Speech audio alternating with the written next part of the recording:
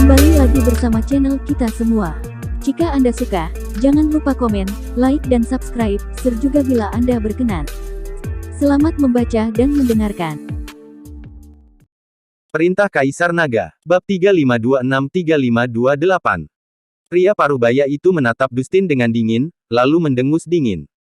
Nafas yang tak terdengar pelan, membuat Dustin berlutut. Anak bodoh, kamu berani bicara seperti ini padaku. Jika sebelumnya aku tidak menahan auraku, kamu pasti sudah berubah menjadi tumpukan darah sekarang. Pria parubaya itu mendengus dingin. Ketika Seymour melihat ini, ekspresinya langsung berubah menjadi jelek, tubuhnya sedikit gemetar, dan nafas naik, langsung mengikuti pria parubaya itu untuk bersaing dengannya. Ini lembah roh darah, bukan tempat bagimu untuk bertindak liar. Jika kamu menemukan seseorang, bicaralah padaku. Jika kamu ingin mengambil tindakan, aku bisa menemanimu, kata Seymour dengan wajah dingin, dengan mata penuh niat membunuh. Pria parubaya itu melihat ekspresi membunuh Seymour, tapi dia tidak takut sama sekali, malah dia sedikit mengangkat sudut mulutnya, sebenarnya tidak ada harimau di pegunungan, dan monyet adalah rajanya. Setelah mengatakan ini, aura di tubuh pria parubaya itu langsung meroket dan Seymour terbang mundur. Lancang. Melihat ini, hantu tua gunung iblis menamparkan pria parubaya itu dengan telapak tangannya. Dia merasa orang ini terlalu gila dan dia harus diberi pelajaran. Melihat hantu tua gunung iblis menamparnya dengan telapak tangannya, pria parubaya itu dengan santai meninjunya. Kilatan cahaya putih melintas, dan aura besar itu seperti bola meriam, yang bertabrakan dengan keras dengan telapak tangan hantu tua gunung iblis. Hantu tua gunung iblis juga terbang mundur. Dia mundur puluhan langkah sebelum dia mendapatkan kembali keseimbangannya. Ternyata benar, tepat setelah melewati alam kesengsaraan transendensi tingkat ke-7, kamu berhadapan dengan awan kesengsaraan iblis dan berhasil melewatinya. Pria parubaya itu memandang hantu tua gunung iblis dengan kagum dan berkata. Wajah hantu tua gunung iblis penuh dengan keterkejutan, dan dia membuka mulutnya dan berkata, siapa kamu? Mengapa kamu tahu tinju cahaya suci? Di mata hantu tua gunung iblis dan yang lainnya, orang seperti ini adalah penuh aura ras binatang, dan dia jelas-jelas ras binatang, kenapa dia bisa mengetahui tinju cahaya suci dari silsilah iblis angin? Ini tidak mungkin. Anda harus tahu, selain iblis tua itu sendiri, tak satu pun dari mereka tahu cara menggunakan tinju cahaya suci. Tinju cahaya suci adalah keahlian unik iblis angin. Bagaimana dia bisa mengajarkannya kepada orang lain sesuka hati? Satu-satunya tinju cahaya suci yang pernah dilihat oleh hantu tua gunung iblis ketika itu digunakan oleh Dev. Mungkinkah orang dari ras binatang ini juga diajari oleh iblis angin sendiri? Kamu tidak perlu khawatir kenapa aku tahu tinju cahaya suci, kamu hanya perlu memanggil Dev, pria parubaya itu berkata dengan tenang. Tuan Chen memang tidak ada di sini. Jika Anda memiliki sesuatu yang mendesak untuk dilakukan dengannya, Anda dapat menunggu di lembah roh darah kami sebentar. Dia akan segera kembali. Hantu tua gunung iblis melangkah maju, sikapnya menjadi jauh lebih hormat. Jangan bicara tentang bagaimana pria parubaya ini mempelajari tinju cahaya suci. Karena dia mengetahui tinju cahaya suci, itu membuktikan bahwa dia terhubung dengan garis keturunan iblis angin mereka. Karena dia ada hubungannya, hantu tua gunung iblis harus bersikap sopan dan hormat. Hantu tua gunung iblis tahu betul status orang yang dapat menguasai tinju cahaya suci dalam silsilah iblis angin mereka. Melihat sikap hantu tua gunung iblis menjadi penuh hormat, dan bahwa Dev memang tidak berada di lembah roh darah, pria parubaya itu mengangguk dan berkata, oke, saya akan menunggu dia kembali. Saya akan tinggal di lembah roh darah lembah untuk saat ini. Setelah mengatakan itu, pria parubaya itu langsung berjalan. Memasuki lembah roh darah, ketika pria parubaya itu melewati Dustin, Dustin menatapnya dengan hati-hati, lalu matanya melebar dan dia berkata, hei, aku ingat, aku tahu siapa kamu. Setelah Dustin mengatakan ini, hantu tua gunung iblis dan Seymour semua melihat ke arah Dustin. Dia adalah orang besar yang mendirikan kios di Sekte Suanyin. Tuan Chen juga membeli sesuatu darinya, yang sepertinya adalah jam yang diukir dari batu giok, kata Dustin tiba-tiba menyadari. Ketika hantu tua gunung iblis dan Seymour mendengar ini, mereka terdiam. Pengetahuan macam apa yang dimilikinya? Mereka hanya tahu bahwa orang itu telah mendirikan kios pinggir jalan, tapi lalu kenapa? Dia sangat kuat, dan jika dia benar-benar ingin memasuki lembah roh darah, tidak ada yang bisa menghentikannya. Anda pergi menemui Tuan Chen, apakah Anda menyesalinya dan ingin mengambil kembali barang-barang itu? Dustin bertanya pada pria parubaya itu. Tapi pria parubaya itu mengangkat kakinya dan berjalan langsung ke lembah roh darah, tanpa berkata apa-apa. Binatang badak roh kecil ini sangat lucu. Dalam perjalanan kembali ke lembah roh darah, Helena memeluk binatang badak roh kecil itu dan tidak melepaskannya. Mungkin karena mereka berasal dari ras binatang, binatang badak roh kecil itu juga sangat menyukai Helena dan terus bertingkah genit di pelukan Helena. Lembah roh darah ada di depan. Jika aku mengetahui sebelumnya, aku pasti sudah berada di kapal terbang Yulian. Aku terlalu lelah dengan bepergian ini. Dev terdiam karena beberapa saat. Dia bergegas bolak-balik dan menghabiskan banyak energi. Tapi saat Dev selesai berbicara, binatang badak roh kecil, yang awalnya sangat jinak, tiba-tiba berteriak di pelukan Helena, dan kemudian melompat ke tanah. Ada sedikit kemarahan dan kepanikan di mata binatang badak roh kecil itu, dan ia terus mengibaskan ekornya ke satu arah. Melihat tingkah aneh binatang badak roh kecil itu, Dev dan yang lainnya segera berhenti. Ada apa dengan binatang badak roh ini? Scarlett bertanya. Aku juga tidak tahu. Tiba-tiba dia menjadi seperti ini. Helena juga bingung, tidak tahu apa yang sedang terjadi. Binatang badak roh itu memamerkan giginya dan membuat gerakan menyerang. Setelah melihat ini, Dev menyebarkan kesadarannya dan dengan cepat menangkap seseorang yang datang ke arah mereka. Setelah Dev menyebarkan kesadarannya, dia segera ditangkap oleh pihak lain. Guru, seseorang menggunakan kesadaran spiritual untuk mendeteksi. Pria berbaju hitam memandang Tades di sampingnya dan berkata, "Aku sudah tahu, tapi ranah lawan tidak kuat, jadi jangan takut." Tades tampak acuh tak acuh. Kesadaran lawan tidak kuat, jadi dia tidak takut sama sekali dan berjalan lurus ke depan. Pada saat ini, Dev sedikit mengernyit, seseorang datang, itu pasti beberapa orang dari istana tanpa jiwa. Apa yang harus kita lakukan? Helena buru-buru mengambil makhluk roh kecil itu, takut orang-orang dari istana tanpa jiwa akan merebut dan membawa pergi.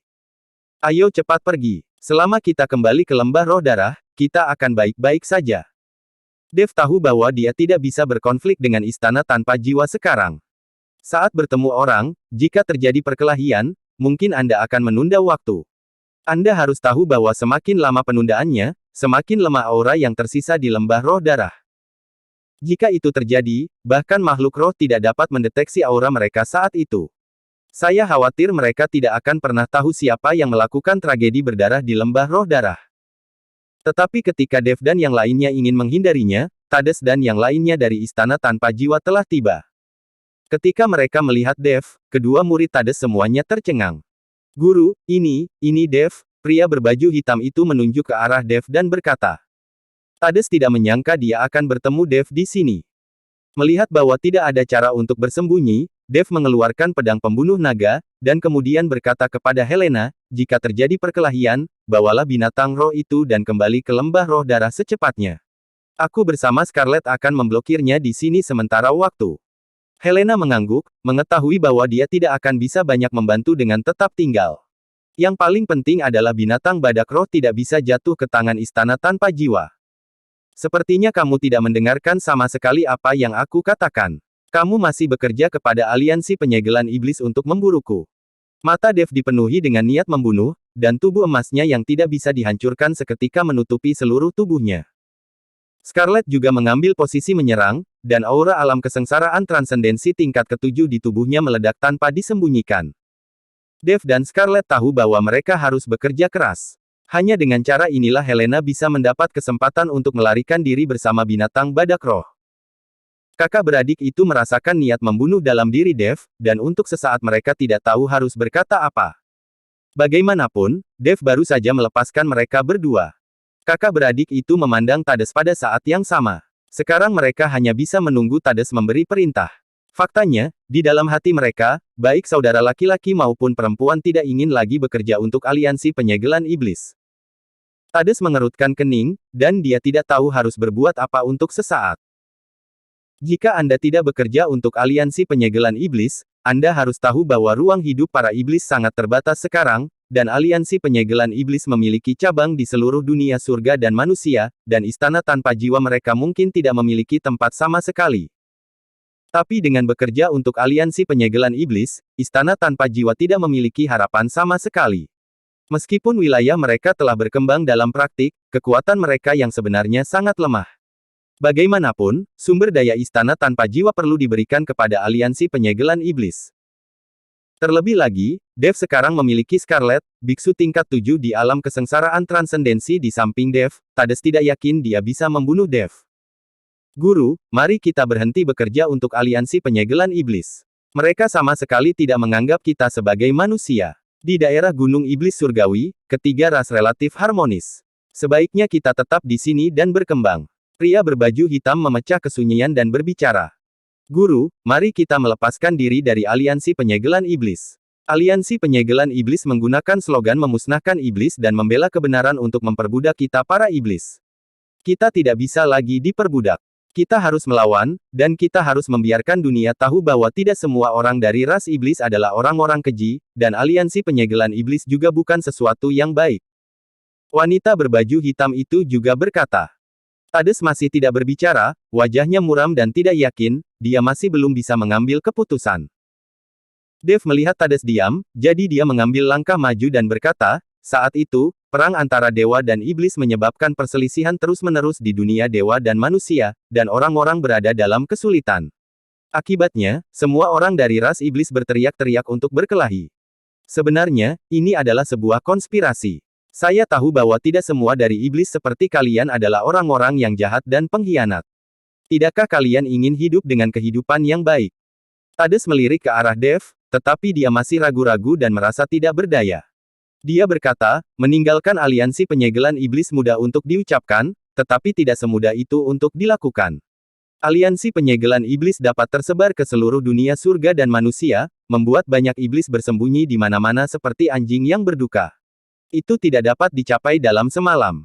Kamu tahu, seluruh aliansi penyegelan iblis hampir menyatukan banyak sekte dan keluarga besar di 5 wilayah dunia surga dan manusia, dan mereka semua sangat kuat. Mereka semua memiliki kepentingan di antara mereka sendiri dan menggunakan slogan membasmi iblis untuk mencari keuntungan pribadi bagi diri mereka sendiri. Jika Asteris Ekarang saya meninggalkan aliansi penyegelan iblis, bahkan di Gunung Iblis Surgawi ini, saya yakin istana tanpa jiwa kami tidak akan pernah memiliki tempat. Melihat Tades seperti itu, Dev juga terdiam. Kekuatan aliansi penyegelan iblis terlalu besar untuk dilawan oleh istana tanpa jiwa yang kecil. Pergilah, anggap saja kita belum saling bertemu. Setelah Tades ragu-ragu sejenak, dia melambaikan tangannya untuk membiarkan Dev dan yang lainnya pergi. Tades tahu bahwa mereka tidak akan bisa mendapatkan keuntungan apapun dalam pertarungan. Lalu apa yang akan kamu lakukan? Dev bertanya. Aku masih punya 3 hari. Dalam 3 hari ini, kami bisa berlari sejauh yang kami bisa. Tades lupa tentang pegunungan iblis surgawi yang tak berujung. Jika tidak berhasil, aku akan membawa mereka ke puncak pegunungan paling berbahaya. Mungkin saja ada tempat untuk kami di sana. Dev memandang Tades, dan kemudian bertanya, apakah kamu percaya padaku? Tades tertegun dan tidak mengerti apa maksud Dev. Jika kamu percaya padaku, aku bisa membawamu ke suatu tempat. Menurutku aliansi penyegelan iblis tidak akan menemukanmu untuk saat ini. Dan kamu juga harus bersatu dengan iblis lain untuk bersama-sama melawan aliansi penyegelan iblis. Hanya dengan cara ini aliansi penyegelan iblis dapat dikalahkan, kata Dev kepada Tades. Tades memandang Dev, tetapi tidak tahu bagaimana menjawabnya untuk beberapa saat. Lagi pula, dia mengikuti Dev dan tidak mengenalnya, jadi dia tidak bisa dengan mudah mempercayai orang asing. Guru, saya percaya pada Dev. Saya rasa dia tidak akan menyakiti kita, kata pria berbaju hitam.